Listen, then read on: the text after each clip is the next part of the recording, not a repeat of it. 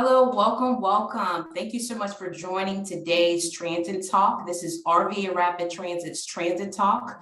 My name is Faith Walker. I'm the Executive Director for RVA Rapid Transit. And for those of you who are just joining us for the first time, RVA Rapid Transit is a nonprofit here in the Richmond, Virginia region. We advocate for frequent and far-reaching public transportation. And we do that in three ways. The first way is we want to see more buses go more places. And then secondly, we want to have people to have dignified places to wait on the bus. So advocating for more shelters and benches. And then last but not least, we want to elevate riders' voices in transit planning and decision-making. And so this is one of our programs called Transit Talk. This is a monthly webinar series where we have conversations related to advocacy around those three pillars. But before we get started, I want to go over some housekeeping rules. This is recorded. And so we would ask that if you would keep yourselves on mute the entire presentation.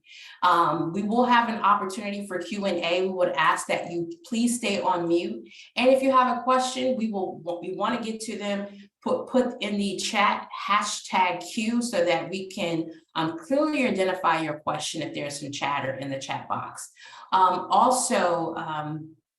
Yes, thank you. And then before we get started, we want to invite on Richard Hankins to do our transit news. So with that, I'll turn it over to you, Richard. Thank you. Awesome. Hi, everybody. My name is Richard Hankins. I'm the Programs and Communications Manager here with RVA Rapid Transit. If for anybody who noticed that we didn't have a transit talk last month, it's because we had what the hell were people on about? We had our first ever State of Transit reception, and it was far and away a resounding success.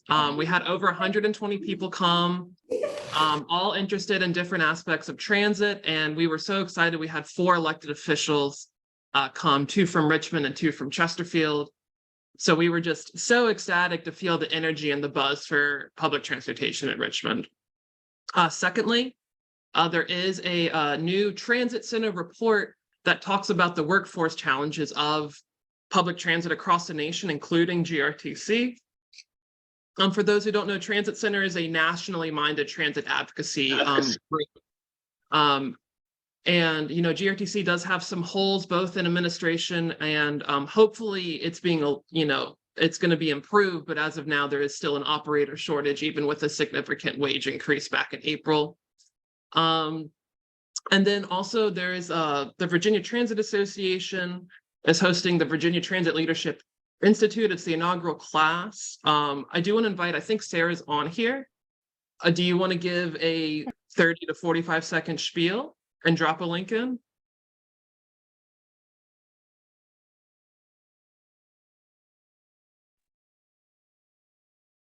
We totally just put Sarah on the spot. So maybe she'll drop it. On mute. Sorry, y'all. Can you hear me now? Yeah. Okay. Thanks, Richard. Good afternoon. I'm Sarah Pentecost with Virginia Transit Association. We recently launched applications for the first ever Virginia Transit Leadership Institute. It's a 9-month leadership development program that offers fellows comprehensive learning and networking for mid-level and future executives in the public transportation industry. And during sessions, fellows will connect with transit professionals and collaborate with industry experts at 5 different sessions across the state, plus a legislative advocacy day, culminating in a presentation and graduation at the VTA annual conference in Harrisonburg in May 2024. Eligible Virginia Transit Association and Community Transportation Association of Virginia members are encouraged to apply by August 9th. So that's VTA and CTAV, if you're familiar with us and our partner organization. If you're not sure about your membership status, feel free to reach out, and I'll go ahead and drop the link down in the chat now. And I just also quickly want to thank DRPT here today for making VTLI possible and for supporting this transformational program. And with that, I'll hand it back to Richard. Thank you, Sarah. I appreciate that. I know you could say it much better than I could, but I wanted to get that some love. And then finally, there's the next round of surveys for Richmond Connects is out. You can see the URL right there. And I filled out a few of them. It's neighborhood by neighborhood. And of the 3 I filled out so far, they do talk about bus stop and shelter improvements for every single one. And there's a lot of great bike and ped stuff is there as well for those who want to make sure they can get around without a car. So now we're going to transition in an apt way for our speaker. We're going to play 3 writers' voice comments in a row, all focusing on the state of bus stops, especially when there's no shelter or bench. My name is Nadia Dowdy, and I'm... Did somebody say something? It was me. Go ahead. Sorry. No, you're good. My name is Nadia Dowdy, and I'm here at the stop night for the waiting for the 19 at Willow Lawn, and I would really like to have like a nice bench or something to wait for the bus, or so I can like have a place to eat, and maybe have suitcases. There's like an extended stay over there. A lot of people come with suitcases and stuff. Number 2. My name is Nadia Dowdy. My name is Hamza Abu Musa. The routes I take most is like Chamberlain, Midlow, Hall, Warwick, a couple more. I'm from Harlem, New York, so sometimes I get them, but them pretty much like the main ones I take on a daily or at least every other day basis. Oh, okay, no, it's a question I got, right? And sometimes I get a couple different answers, right? You'll go to a bus stop, say you out in Midlothian, right? And you got a bus stop, say like where the putt-putt thing is, right? I think that's like the 2B, 2A, whatever, right? It's not even like one of them, a bench or something right there, right, to sit down. So when like the weather's bad, right, like it's raining and stuff, say like you gotta go to work, you gotta be there at 4. So you got to go to the bus stop. But then it's they don't have no type of shelter or no type of seat or nothing. So like when the elderly and stuff like that, they may not be in wheelchairs, but they walk with a cane or whatever. So when they get to the bus stop, they have a chance to like rest themselves. Why don't they have nothing in those places? That's the question to you. And our third.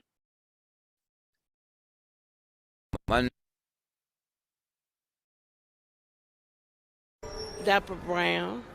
Like I was saying, I ride to Chamberlain Monday through Wednesday.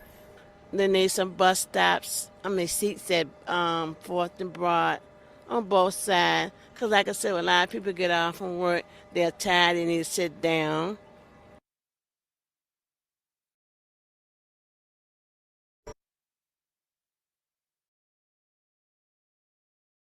Faith, I'll turn it back over to you. Okay, great. So you heard from several bus writers. And part of our Writers Voice program, or our 3rd pillar, is collecting those stories and concerns and elevating them. And so we want to do that every time we have a transit talk. If you saw the clip with Amusa, if you can go back to that just a little bit, Richard, to that clip and not play it. This photo, we took thermal images, not this one, the one after. I'm a little confused. Amusa's writing. My name is... There we are. So this photo here was taken last summer. We took thermal images of bus stops that GRTC had on their transit infrastructure plan. And as you can see, there's 3 points on this screen. The one in the red is going to represent the hottest surface temperature, which is that actual trash can. So that trash can is registering at 126 degrees. And then the stop, or the circle number 1, is where actually someone should stand, and that's registering at 114 degrees. I just wanted to share that. So bus stop infrastructure is critical, especially with rising temperatures and climate change. And then even around these different corridors, bus shelters can act as cool zones. And so let's move on to that thermal image that we had first pulled up. Now this was taken in Broad and 50th. And as you can see, again, we partnered with Jeremy Dr. Jeremy Hoffman, a interdisciplinary climate scientist, and last summer to take pictures of those different bus stops around the city. Now, if you look at, this was July 1st, 2022, it was 90 degrees that day. And the dot number 2 off to the left-hand side is where someone should stand for the bus. That was registering on a 90-degree day at 108 degrees. As you can imagine, today it's registering 99 degrees. And so add 10 more degrees on that. If you probably go to that same bus stop, it could be registering at 118 degrees around 4 o'clock this evening. And so off to the right-hand side where you see dot number 1, there are 4 bus riders. They're all hovering under a tree. So even though we're advocating for more shelters and benches, but trees can offer just as much coverage and just as much shade. And it's registering almost 10 degrees cooler than what it is at the bus shelter, or almost 20 degrees cooler. And so as you can see here, you know, of course you would choose to stand under the shade, right? And then also bus riders, as you can see off to the left-hand side, folks are just being creative and turning over shopping carts. So you can see that throughout our region. And so because of that, and of these pictures, what we've done as an organization is centered our focus on advocating for dignified places to wait. Richard has been taking on and leading the charge in that advocacy with our Better Bus Stop program. I'm going to invite him on just to talk about that program and why we've invited Mr. Alan Saunders today. Take it away, Richard. Awesome. Yeah, so I manage the Better Bus Stop program. And so, you know, noticing how, you know, derelict some of these bus stops were, you know, we at RVA Rapid Transit brainstormed what we could do to make a difference and came up with the Better Bus Stop program. And we wanted it to be community driven. And so similar, if you guys have ever seen Adopt a Highway signs, that we actually have people out in our communities. They've adopted over 80 stops, over 5% of the system, and many of our most ridden stops. They pledge to clean them at least monthly, though we have a few superstars who clean them weekly. And we also have them report damages. Maybe there's broken shelter glass, maybe there's missing route information on them. So we actually have many pairs of eyes making sure that our system, that the bus system is good for the people who use it in pursuit of dignified places to wait. But of course, if you are standing in the 110-degree heat, as the photo showed, and there's no trash, I mean, that's still an improvement, but we still wouldn't say that's dignified. And so that's why we bring in on Alan Saunders to try and understand, you know, why it is so difficult to get these bus shelters installed, because people are getting rained on, snowed on, and they're sitting in, you know, incredible heat just to go to work, for example. And so Alan, he's the director of engineering at the Virginia Department of Rail and Public Transportation. He spent several decades at VDOT, but is now working, I would say, on the right side of history now. But we're really happy to have him. In addition to working on the Virginia Breeze, which is a really cool state program running buses, giving intercity transit connections, especially to rural and underserved parts of the state.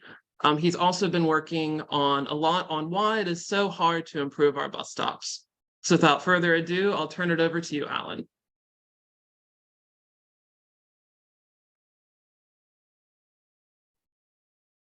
Good afternoon, everybody. And Faith and Richard, thank you both very much for this opportunity to be able to talk about the shelter process. I'm going to share my screen and walk through a brief deck to help me stay focused, and then can answer any questions that the group has. But the biggest picture is we've learned so much over the last 12 months or so, partnering with the Department of General Services and Virginia Department of Transportation, diving into the building code, into the road design manual, into the National Association of Cities and Transit Officials, the American Association for State Highway Transportation Officials, a bunch of acronyms in there. They all prescribe requirements for transit stops and amenities. So we're really diving in, trying to figure out what are the requirements, and then how can we resource those with the transit agencies to find solutions. Through this entire process, it's been pretty easy to start chucking tomatoes at folks, and I was guilty of that as well. A lot of the requirements are what they are, and we've invested a lot of time trying to learn if we know what those requirements are, not just for a shelter, but for a transit stop itself.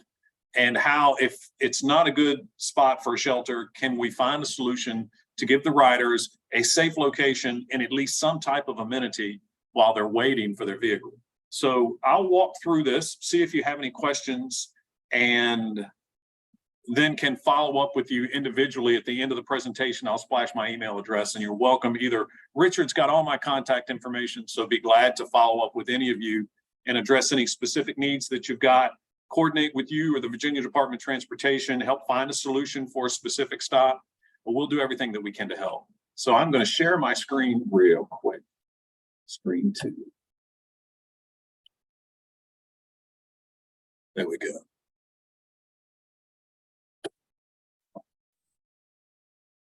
Okay. When we start talking about a transit stop, there's really two different scenarios, and the requirements vary based on the scenario. Is it on public property that a municipality owns, like the city of Richmond, or the city of Roanoke, or the city of Whitfield, or is it state-owned property, what we call VDOT's right-of-way? The requirements for a transit stop really do not change regardless of where it's at. The building code has very specific requirements. A shelter is considered a habitable space, and it needs to be in a safe location that doesn't cause an obstruction to the traveling public and provides a safe area of refuge for the transit rider. So there's a tightrope to walk within the footprints that we have, both within the city of Richmond or the city of Charlottesville, where we're currently resourcing a project. And then as you broaden out to VDOT's right-of-way, there may be some more room in some locations, but the speed limits increase.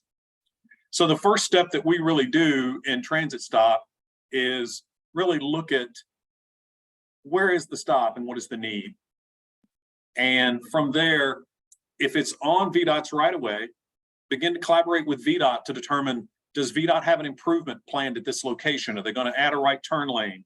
Do they have a project in the 6-year plan that's going to change this intersection? And if that's the case, we need to gauge the timeline to determine what types of transit stop amenities should we focus on at this location, knowing that VDOT's going to change everything, or should we go to the next stop? ADA access is critical. The PROAG is the right-of-way access accessibility guidelines. There's a lot of acronyms, but PROAG, when you get past the box, the shelter itself, PROAG and ADA really govern what a transit stop looks like. And there are associations like the National Association for City Transportation Officials that have recommendations for transit stops if they're on one side of the intersection or the other, sight distance for folks traveling behind the bus to be able to stop in time. So there are a lot of requirements that still apply even if it's off or on VDOT's right-of-way. Some of the improvements that are required, really the Art and Architecture Review Board, if it's on VDOT's right-of-way, that's required. The Department of General Services has to review it. For state-owned property, they are the building official. Within the city of Richmond has building officials that govern the installation of transit stops, amenities, and shelters on city property. But when you ease over into Commonwealth property, now the Department of General Services is the building official. Again, the requirements don't change. The building official does. It also requires on the VDOT side, the capital outlay and facilities management section is going to review the plan along with the local residency office. VDOT has 31 local residency offices across the state. The local residency office will issue a land use permit to the transit agency once everything has been approved. The transit agency will then build the amenity improvements, whether it's a bench or a shelter.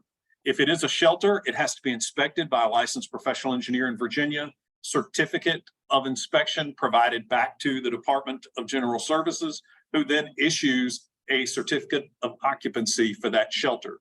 So the process from the beginning to the end requires a lot of resources.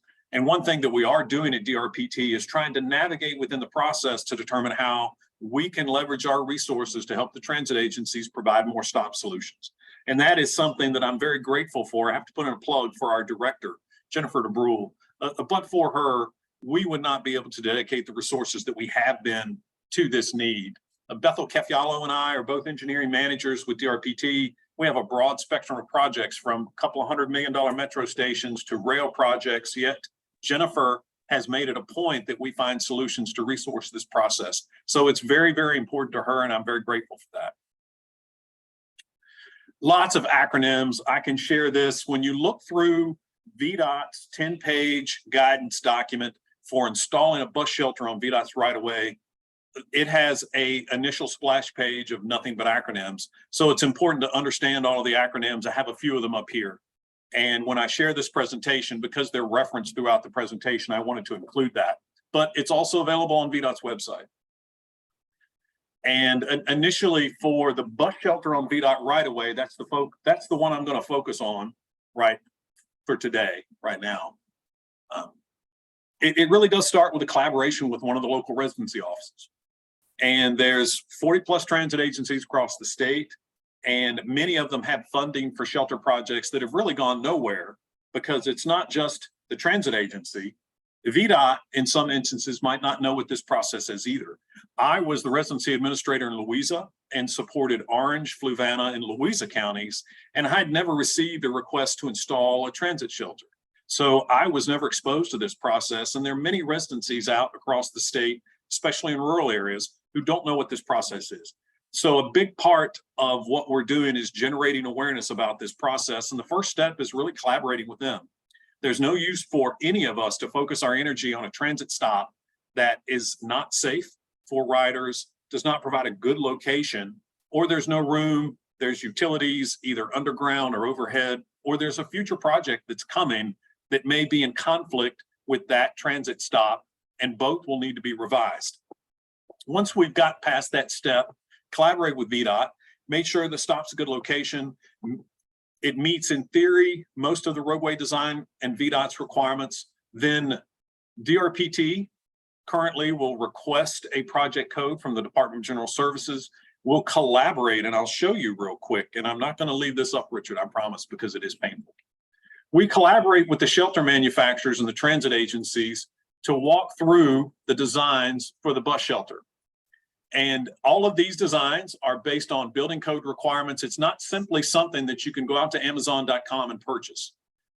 All of the building code requirements and design requirements, whether it's wind, snow, seismic, all of those things apply to the design of a bus shelter and have to be reviewed in every single instance. And again, that doesn't matter whether it's on VDOT's right-of-way or a City of Richmond sidewalk. The requirements don't change. Who resources them does. So we go through a detailed process for every single model. It has to be signed and sealed by a licensed engineer, a professional engineer who is licensed in the Commonwealth of Virginia. And we do this for every model and every instance. So let me jump back to that real quick, get back to the presentation here. So we request shelter plans and structure calculations from the manufacturer, and we review those. We combine that after we've helped the transit agency get art and architecture review board approval for each stop location in the prototype. We put that package together. We submit it to the Department of General Services Division of Engineering and Buildings, DEB, via their system BITS. The Department of General Services will review the overall plan and the manufacturer's specifications and make sure that it does meet Virginia's building code requirements. They'll issue their approval in the form of a building permit for that model. It's called CO17. When you see that CO17, that is a form, DGS form building permit, CO17. They'll issue that. From there, the transit agency will then, in phase 2, put a plan together. The plan has to be signed and sealed by a licensed professional engineer in Virginia. They present the DGS approval, the plans to VDOT. VDOT then reviews those, their location and design folks, the traffic engineering, the central office, capital outlay facilities management section. They all look at every single shelter location and plan on VDOT's right-of-way, issue an approval, and their consent back to the local residency office. The local residency office will then issue a land use permit to the locality, allowing them access to the right-of-way to build and install the shelter. The transit agency will then either contract or use their own internal resources. They'll buy the boxes, they'll buy the shelters, they'll buy the benches, they'll buy the trash can, they'll survey the site, make sure it's clear, build all of the new sidewalks, the shelter pads, install the shelter, the benches, the amenities, and so on. Once that's complete, a licensed professional engineer licensed in the Commonwealth of Virginia has to review and inspect each location. Then that documentation is provided back to VDOT and the Department of General Services, and the Department of General Services will then issue a certificate of use and occupancy for each shelter location, and that will then be updated annually. So all building permits must be renewed annually as well. If a building permit has been issued by the Department of General Services for a specific model, and the transit agency has 100 of them and they've only built 20 and they want to continue to build those, they have to renew their building permit. Every 3 years, the Commonwealth of Virginia updates the building code. And we're currently, the 2018 building code is currently the adopted code. There is a 2021 version, but it hasn't been adopted for broader use on state-owned property yet. So we're still in the 2018 code. And the Department of General Services incurs cost in reviewing shelter plans and prototypes and approving the manufacturer's drawings. And they invoice VDOT, who then invoices the Department of Rail and Public Transportation for those costs. So we're absorbing collectively the cost to review this for the transit agency. We are maintaining a list. Once a shelter model gets approved, we're maintaining a list of those approvals. Just because a shelter has been approved for GRTC in Chesterfield County doesn't mean that if the structural loadings in Fredericksburg, if they're similar, Fredericksburg could then use that building permit for their plan. So once a building permit has been issued for a model, as long as the structural loadings don't change, that building permit for that model can be used anywhere in the state where those loads apply. Another thing that we're doing, DRPT resources a statewide procurement for buses. Given economies of scale, great unit prices, a transit agency can leverage that procurement. They don't have to go through an individual separate procurement to get a bus. We're going to follow the same model for bus shelters. We need to reach out to the transit agencies and compile a list of all of the different shelter models that are required, but that is something else that we're going to do.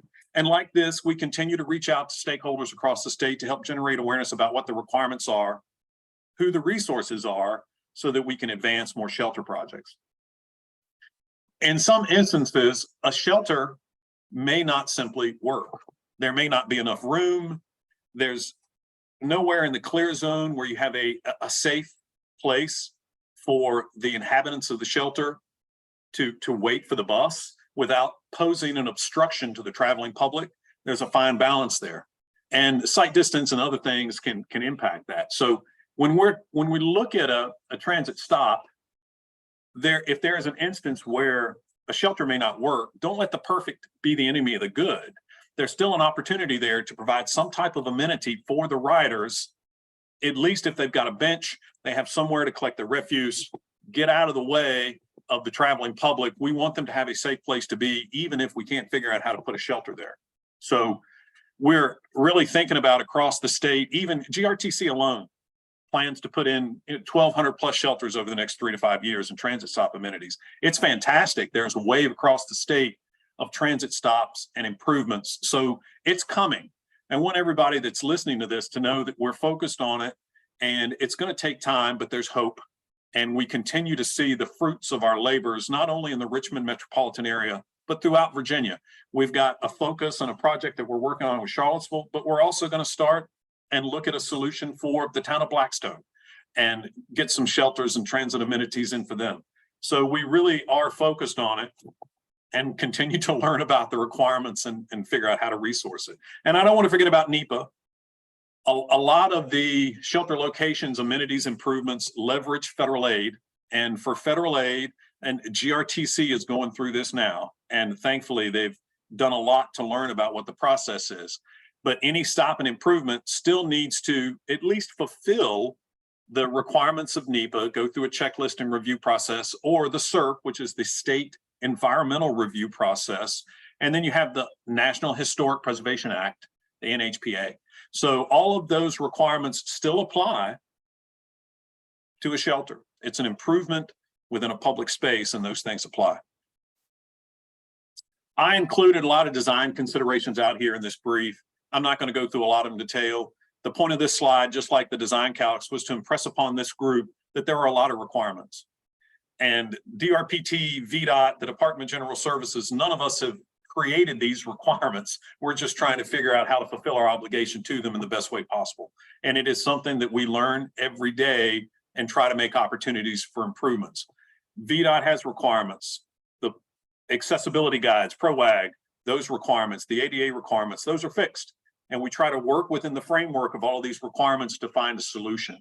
And there are solutions out there. There are. We just need to resource them and focus on them. So that, and this too, this slide is something that I pulled in on the VDOT Road Design Manual. They have some great tools out on their website that prescribe both the shelter approval process and process for making improvements at transit stops and what some of the requirements are. And then Richard and Faith, that is it. So I'm done and open for any questions. So thank you again for this opportunity to talk about all this stuff. And by and large, the focus on providing safe shelter for our transit riders, the momentum that we've got and the improvements that we're beginning to see, it really is phenomenal. And we wouldn't be able to do that without this group focused on that. So thank you. Awesome. Thank you. So I guess I want to ask, I think we've talked about it some earlier, but this is all for the engineer, for the lack of, for those who are not engineers in this room, we might be a little lost. And so I guess I have a question, is that, are any of the steps maybe redundant or unnecessary? Is there a way to make sure that people are safe and sheltered? But is there any extra, is this all of this necessary, or could some of it be reduced? And if so, how? Well, the requirements, it really is, it's a great question, Richard, and it's one that we try to navigate through, trying to figure out ways to streamline the process. The requirements are what they are. And the Code of Virginia prescribes shelters as habitable spaces, and that they must be approved if on state property by the Department of General Services. The Department of General Services, where they is willing to delegate to the local building official for a certain size of shelter, the ability for the local building official to approve and issue a building permit instead of going through the Department of General Services. They are the state's building official, but for a certain type of shelter, size of shelter, they're willing to delegate that out to the local building official. The key is that it doesn't change the requirements. So going through the building code and considering the requirements is something that there's a fine line. There's a fine line. That we've been reassured by all of the shelter manufacturers that the designs of the shelters, they're ultimately a liable party for a shelter that's being purchased and installed somewhere for someone to sit in, whether it's a minute or an hour or what have you. So the shelter designs are very conservative, but the requirements right now are the requirements. And we've spent the bulk of our time trying to learn what they are, try to navigate within them and figure out which state agency and the transit agency is best resourced to fulfill their obligation to each requirement. And as an example, one of the things that we are doing as DRPT is we appreciate that there are transit agencies like GRTC, and there are transit agencies that are much smaller, that may only have a few people. They certainly don't have licensed professional engineers. They don't have project management resources. They have funding sitting there to deliver transit stop amenities and improvements. They just don't have the resources to move their projects forward. And we're trying to find ways to resource them. And that's an example of trying to navigate within the requirements. When we start talking about requirements that are redundant, there are some requirements that are being applied to a bus shelter. And it doesn't really impact the design because the manufacturers are going to provide a very conservative design, but there may be some artistic license within the interpretation of the building code and how it's applied. It really, and I'm beginning to learn it won't impact the process very much, because if you change the building code and lower the requirements, getting the building permit up front, once that's resourced either through the Department of General Services and DRPT of the locality, that step's behind you. And it doesn't matter if it's a pound per square foot or 100 pounds per square foot. The manufacturer is providing a bus shelter that works east of the Mississippi. So it's not as if the design or the cost of the bus shelter goes up. So changing the building code won't provide much benefit. And the plans themselves, VDOT, that's really the next step, is developing a site plan with all of these shelter locations that meet all of VDOT's and AASHTO's, all of the design and highway engineering requirements.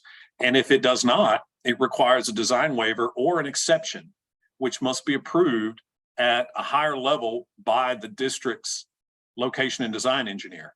And there's a lot of criteria for them to be able to approve that. So there are some opportunities for improving it. And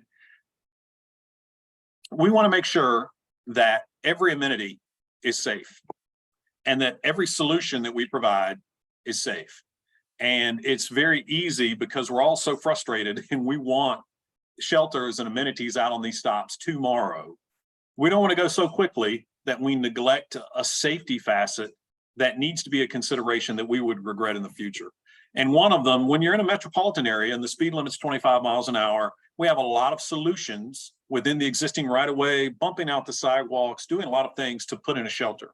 As you get out into more suburban or rural areas where the speed limits are higher, you have to provide sufficient distance off the edge of the roadway to put that human and to make sure that it's safe. If you're going to give them somewhere to stand and some place to gather, it needs to be safe. So trying to navigate within the process and the requirements, but still ensure that we have a safe outcome for our transit riders, it's a fine line, and we're all in a hurry. But I continue to remind myself that we need to slow down, think about them, and make sure that their safety is provided for as well. On the funding side, DRPT and the transit agencies are finding solutions to fund transit improvements where they weren't in the past. So that's been a hurdle that's being overcome. But within the process itself, the Department of General Services is also willing to begin navigating through the process to look for some solutions that involve the local building official. Again, doesn't change the requirements. They're still the same, but we're all trying to learn and streamline where we can. And we're making headway. We've got a lot of catching up to do, but we're all making headway. And a lot of it is just generating awareness about what this process is so that we can resource it. Awesome. So we got feels like 8 or 10 questions. I think people are really wanting to learn more. Peter asked at the beginning, what about stops on private property? And he uses Charlottesville and Albemarle County as an example, that they have many on private property. So I think he means the process, does this apply to that? The requirements do not change, whether it's on private property or public property or VDOT property. The building code is the building code. If the shelter itself, and it's a great question, it's a great solution. Say the transit agency has an easement adjacent to a sidewalk that they then put a shelter on. That approval for that habitable space is then deferred back to their local building official because it's not on state-owned property. It doesn't have to go through the Department of General Services approval process.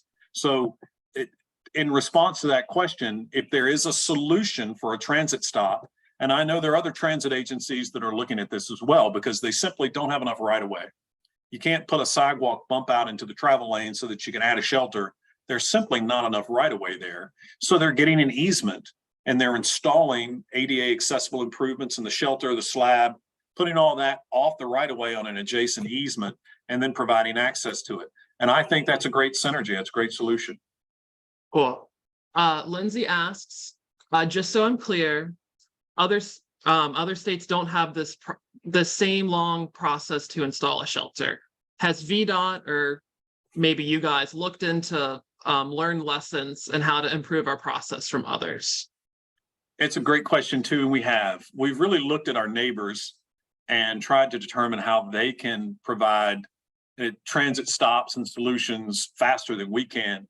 There's a lot of instances where in some of the other states, they have a transit entity as part of their Department of Transportation. So their construction projects that the DOT administers have a transit focus and include transit stops and amenities right out of the gate. And we see that now. VDOT is beginning to incorporate, whether it's their parking lot lots or other projects that they have around the state, they're beginning to introduce transit stop amenities and shelters into their projects. So I think on the whole, it's not necessarily DRPT, but the state. All of us are learning from the successes of some of the others and finding ways to introduce solutions faster. And even on the funding side as well. The International Building Code, Virginia's building code, when it comes to shelters, it's no different than the International Building Code, apart from the site-specific loads. As you get out towards the beach, that's hurricane zone. As you get up towards Winchester, you're going to have heavy snow loads. But the building code requirements themselves are nationwide requirements. Virginia has adapted them with specific loadings, but those apply to our sister states as well. They're just doing a better job in their new projects out of the gate, and in the past, considering transit stops where we're playing catch up. Awesome. I think Don Lent had his hand raised. Do you want to say your question aloud? Well, I just kind of want to back up what Alan has been saying when it comes to VDOT. I'm with the Hampton Roads Transit group here in Norfolk, and we've been doing shelters and benches for over 10 years now. We're up to over 400 stops sheltered within our 6 cities. It is a challenge on the VDOT side, and I've heard some of my sister transit agencies express that. The localities, we spent a lot of time over 10 years ago kind of smoothing over this whole building code issue. The localities here in this region view our shelters as a temporary structure, not a permanent structure. So we don't have all these building code requirements other than meeting some wind load and other issues that come up in the traffic part. So, and Alan's also right, most of the transit agencies in the state do not have staff to do this. I unfortunately have over 40 years of experience building in the public right-of-way in the Hampton Roads region. So I have a little bit of leg up on some of my sister agencies on how to approach this and getting things done. I've actually volunteered to support the Greater Richmond Transit Group when they're ready to move forward on theirs, so they can kind of hear what we're doing with the 6 cities here in Hampton Roads. Awesome. Yeah, and I'll note too on top of that, Richard, Don is also a member of our broader statewide stakeholder group focused on shelters, and we're really thankful for him.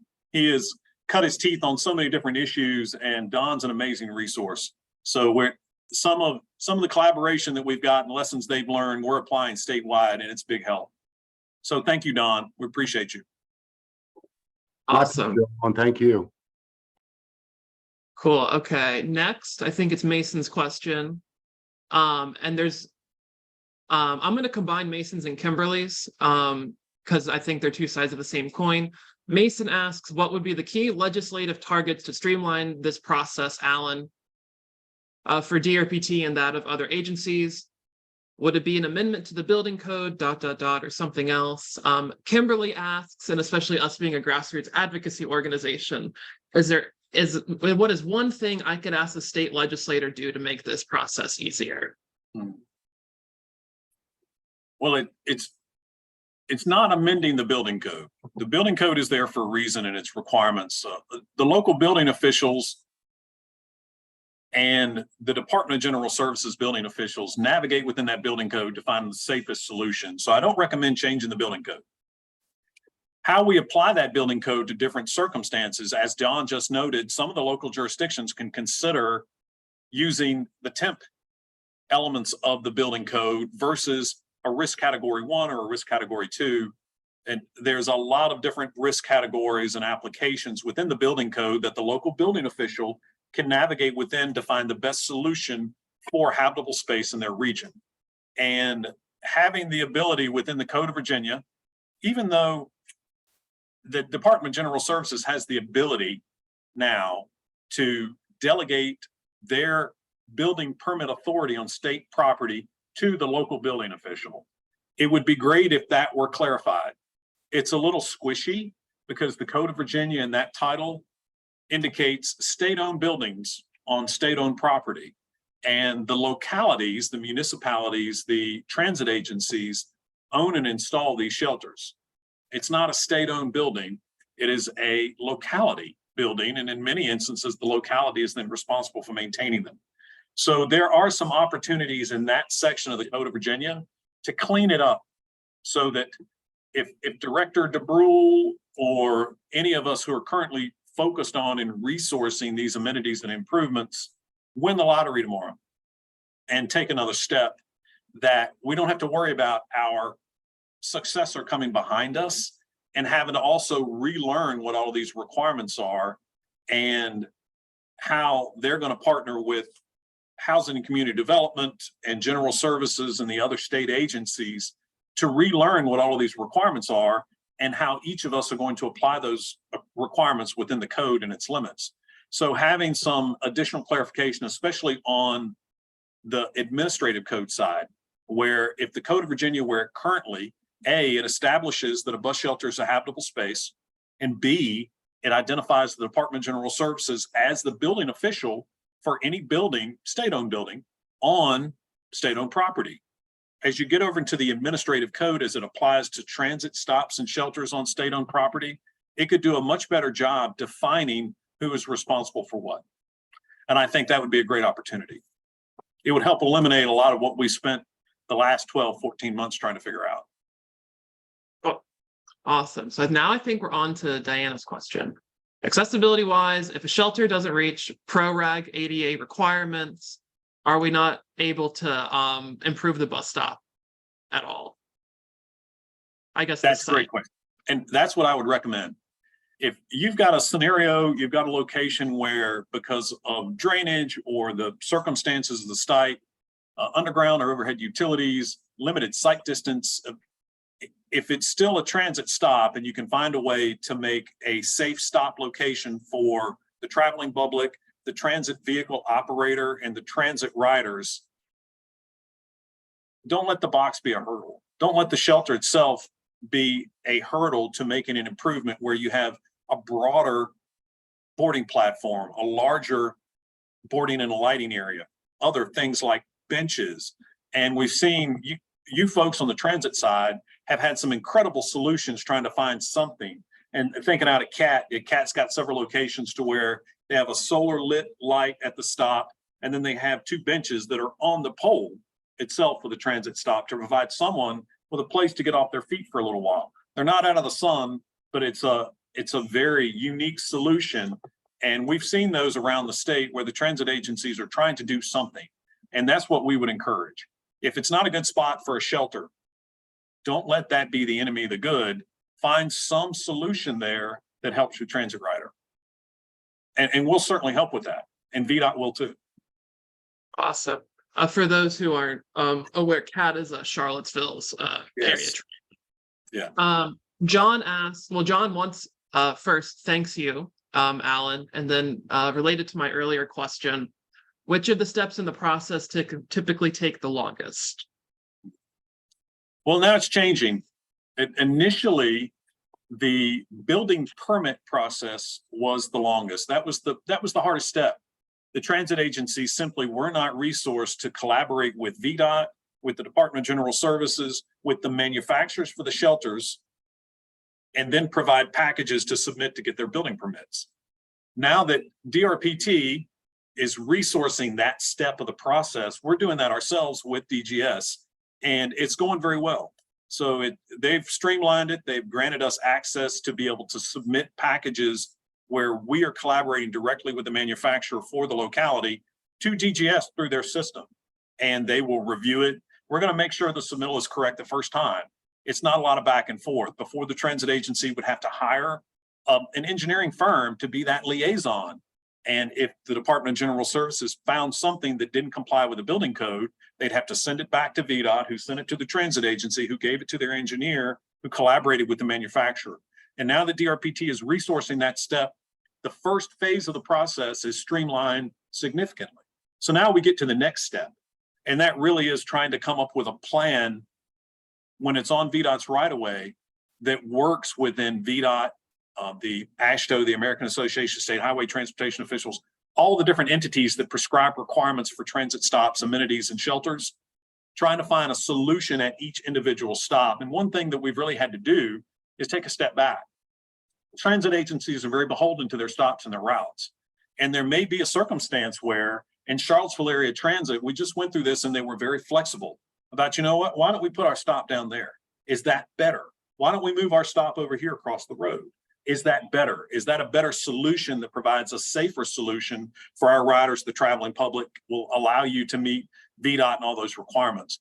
And so if one thing that we would ask the transit agencies is be flexible and be flexible in finding stop locations. If the current location isn't good and you have no other option, give them something, find a solution. You can have a bench in the roadway clear zone. It has to be on a breakaway foundation. Doesn't cost much more than the regular foundation for a bench. It's when you get to that box, that habitable space, that you incur these additional building code requirements. Don't let that be a hurdle. Provide a stop at your current location, provide some amenities for them. But if you're flexible and you can move that stop a little bit, keep an open mind and begin to look. Once we learn what the requirements are for placing these shelters, you can begin to look within the framework of your routes to find solutions that are better suited for a shelter. It still needs to be close, it still needs to be accessible, but there may be another solution 50, 70 yards away that would be a better fit than the current stop location. So that is something to consider and that we're promoting. Awesome. Take We the probably blinders off. have just about 5 minutes more for questions. These are all really good. If we don't get to them, I'm gonna send them to Alan to give you a written response, if that's okay. Ken asks, would you elaborate on some of the warrants for the installation of a shelter? So warrants. When you look at the shelter itself, the manufacturer is warranting that package, that box. The manufacturer prescribes the depth of the foundation, the slab that the shelter is connected to and how it's connected.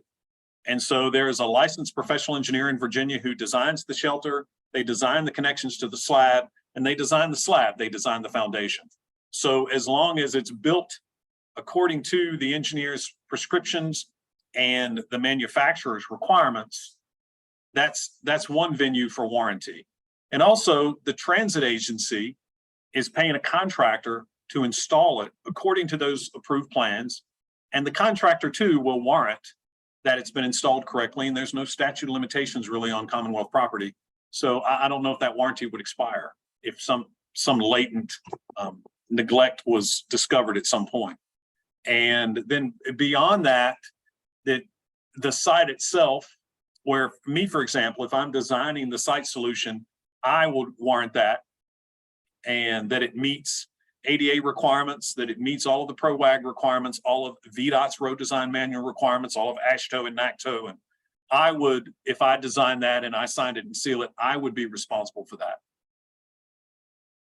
Ultimately, the state. If it's on state-owned property, somebody's looking for somebody to sue, then they're going to sue the state. But it'll be worth it. We get some of these folks out of the mud and out of the sun. Again, it kind of gets back to it. The building code requirements are what they are. The safest solution is the most important solution. That's going to be our focus. Awesome. Andrew says, thank you for the presentation. Is there an argument for creating a temporary body to take advantage of the unique level of transit and complete streets funding and get some blanket authority to involved, approve shelters and amenities in a streamlined fashion? He follows up on this to building on my earlier question.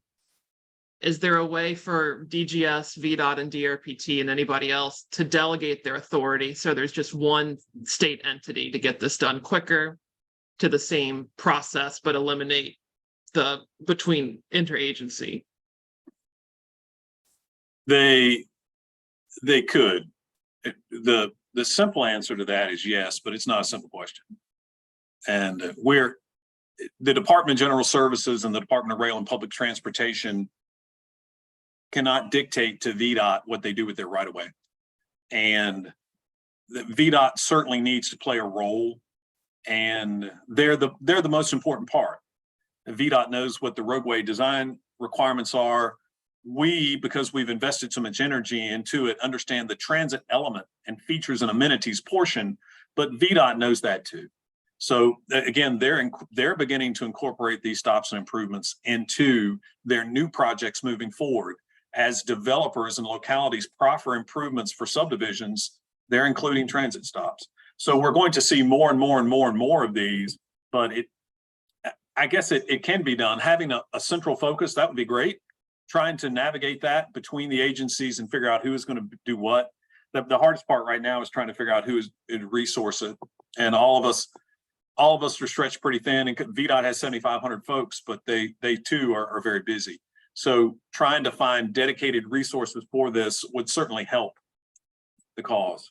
But it's going to be a collaboration between the building code experts, which are Housing, Community Development, and Department of General Services, the roadway and transportation experts, which are the Virginia Department of Transportation, and then the transit experts, which are not me included, but the Department of Rail and Public Transportation.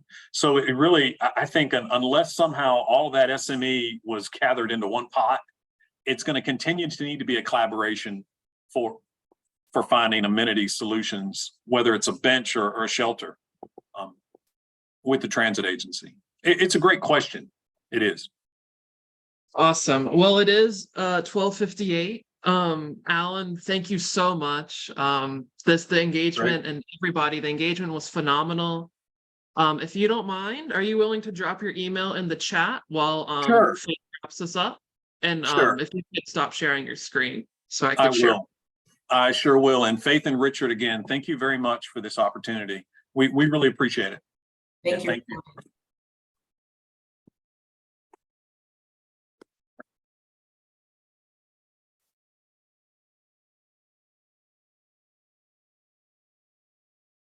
All right, so thank you so much, Alan, for joining us. And with that, awesome, we may need to do a part 2. I mean, you guys had such great questions. I would really love to invite GRTC to come back. We appreciate their commitment to for their ETI plan, establishing 50 to 75% of shelters and benches by 2027. So we want to help in any way we can.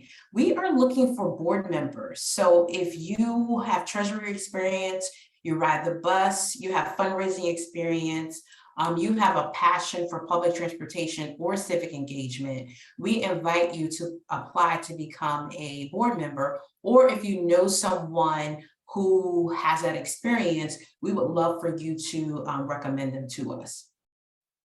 And then also coming up, we, if you can go a slide above, for our transit talk. Thank you. All right, so our next transit talk is going to take place August 24th from 12 to 1 o'clock. We're going to talk about zero fare. We are launching a new report. So just like our state of transit report, I hope you've got a chance to read it. We're doing a report on zero fare and the impacts that it's had on our region. So you do not want to miss this conversation. The link is in the chat box, so please make sure you register. And then last but not least, we encourage you to take action, okay? Ride the bus. You can start today by supporting this work. When you ride the bus, that increases the demand for public transportation within the Richmond region. Also, adopt a stop. What you can do is definitely adopt a stop. If you want to stay connected with us, you can click that link that was just connected there. We want you to partner with us. If you want to partner with us, if you would like us to share presentations with your civic association or group, any of our content, we'll love to join you and partner with you. Or if you want to partner with us on any of our advocacy, we'd love to have you. And also share your story. So if you have an experience of using public transportation that you would like us to highlight and share, you can call that number there, or you can reach out to myself or Richard. And then last but not least, donate.